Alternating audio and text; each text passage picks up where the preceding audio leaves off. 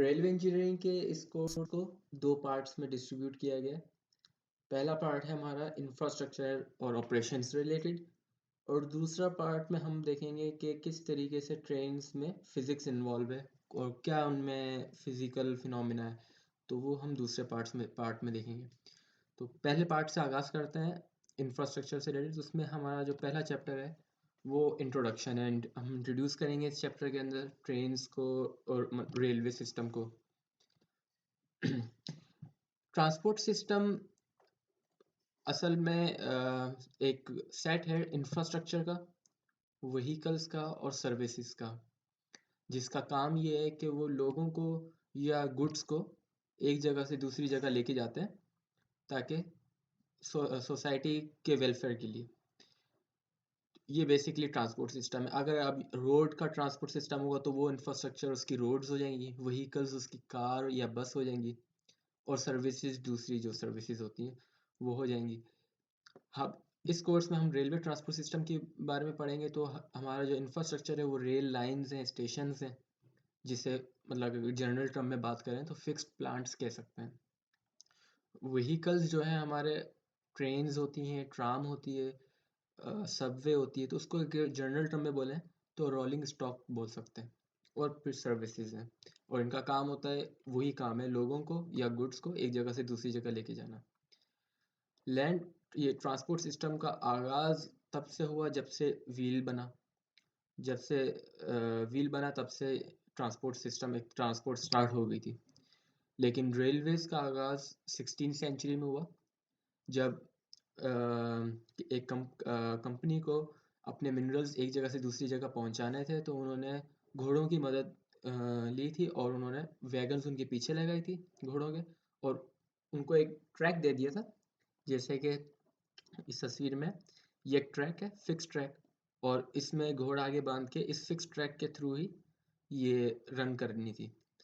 और ये wooden track था, और इसमें व्हील्स लगाए हुए थे। तो इससे ये है कि घोड़े की मदद से मिनरल्स एक जगह से दूसरी जगह जा पा रहे थे।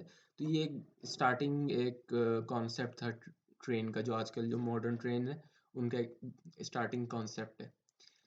1738 के अंदर ये जो वुडन फ्लोर था, इसकी जगह एक मेटल गाइडिंग स्ट्रट्स लगा दिए थे, जो कि अभी आज के मॉडर्न ज़माने में हमें जो रेल की पटरी वगैरह दिखती है, वो 1738 के अंदर इंग्लैंड में ये चीज़ आई थी। लेकिन इंजन नहीं था आगे, आगे वही घोड़ा ही था।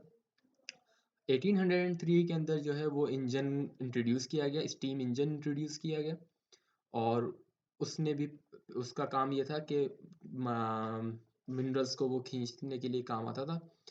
तो इस तरह का स्टीम इंजन होता था। तो फिक्स्ड होता था ये भी स्टीम इंजन, और उसके बाद मतलब ये मूवेबल नहीं था, फिक्स था, और ये इसी तरीके से इसको खींचता था, माइंस को एक जगह से दूसरी जगह खींचने के लिए। लिमिटेड रेंज के अंदर होता था सारे ये काम। फिर 1825 के अंदर as a train public transport के तौर पे इंग्लैंड ने लॉन्च की, और उसका स्टॉकटन और डार्लिंगटन को कनेक्ट करने के लिए इन्होंने ट्रेन इंट्रोड्यूस करवाई। और साथ में इन्होंने 1435 मिलीमीटर का एक स्टैंडर्ड गॉज भी इंट्रोड्यूस करवाया। गॉज क्या है, पहले ये किस तरीके से ये ट्रेन दिखती थी जब ये न्यू न्यू इंट्रोड्यूस हुई थी, और आप देख सकते हैं कि ऊपर कोई छत वगैरह भी नहीं है, बस जस्ट बेसिक सी एक ट्रेन थी। गॉज असल में ये है कि जो रेल की पटरी है उसके दरमियान जो डिस्टेंस है उसे गॉज या गॉज डिस्टेंस कहा जाता है। तो ये उन्होंने इंग्लैंड ने स्टैंडर्ड इंट्रोड्यूस करवाया था 1435 मिलीमीटर का, क्योंकि जो ट्रेन इस गॉज के लिए डिज़ाइन होगी वो सिर्फ इसी गॉज पे चल सकती है, दूसरे गॉजेस पे नहीं चल सकती। तो एक स्टैंडर्ड होना ज़रूरी था, ताकि मैक्सिमम जो है वो जगह जाया जा सके एक ही ट्रेन के थ्रू। अदरवाइज गॉज चेंज होगा तो उस जगह फिर दूसरी ट्रेन आती है, फिर वो मुश्किल होता है काम। पाकिस्तान में जो गॉज यूज़ हो रहा है वो 1435 मिलीमीटर नहीं हो रहा, वो 1676 मिलीमीटर होता है, यानी 5 फीट 6 इंच का ये डिफरेंस है।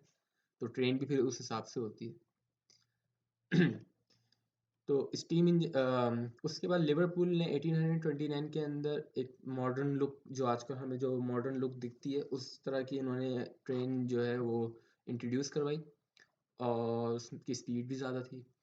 आगे चल के फिर यूएसए ने टेलीग्राफ सिस्टम लेके आया ताकि कांटेक्ट किया जा सके ट्रेन के अंदर मौजूद ड्राइवर से और ऑपरेटर से जो बाहर मौजूद कंट्रोल कर सके उसे। नपोली में 1839 के अंदर इटालियन रेलवे का इफ्तिताह हुआ था। उसके बाद फिर यूएसए ने इलेक्ट्रिक ट्रैक्शन वाली मतलब ट्राम लाइंस लेके आए, फिर जर्मनी ने डीजल इंजन वाली इंट्रोड्यूस करवाई। तो फिर उसके बाद आस्ता आस्ता एडवांसमेंट होती गई और फिर अब हम सबवे भी देखते हैं और बुलेट ट्रेन भी देखते हैं। बेसिकली ये इनका ये स्टार्टिंग इसी तरीके से हुई थी, बेसिक चीज़ से, और आस्ता आस्ता ये मॉडर्नाइज हो गया। तो ये एक हमारी हिस्ट्री थी ट्रेन्स की। तो नेक्स्ट अब हम जो है अगले चैप्टर में इसका स्ट्रक्चर देखेंगे, इंफ्रास्ट्रक्चर और मॉडर्न इंफ्रास्ट्रक्चर देखेंगे कि अब किस तरीके से रेलवे ऑपरेट हो रही है और इनका इंफ्रास्ट्रक्चर कैसा है।